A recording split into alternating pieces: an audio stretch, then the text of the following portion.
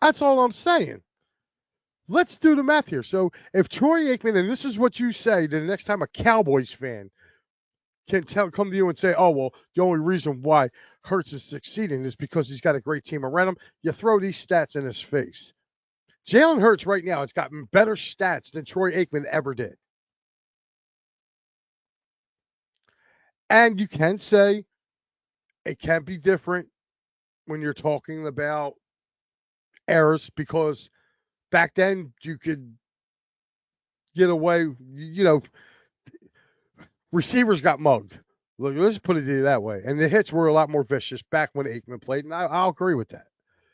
But you can't do it. You can't sit there and say that the only reason why your team is succeeding is because they built a great team around them. If you're saying that, then you're talking about the 3 Super Bowls your team won in the 90s, Troy Aikman. If he's a Hall of Fame quarterback because he went to 3 of them and won 3 out of 4 years, if this Eagles team wins 3 out of 4 years or 3 out of 5 years, then guess what?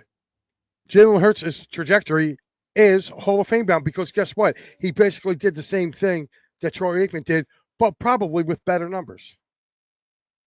I just gave you him and Aikman's numbers over the first 4 years. Jalen Hurts' lowest touchdown output equals Troy Aikman's highest in 4 years, their first 4 years. Think about that for a second. And yardage, let's not even compare yardage because I'm looking at his yardage right now. 1750, 2580, 2750, and 3445. They're his numbers for Troy Aikman his first 4 years. Jalen's numbers, you ready?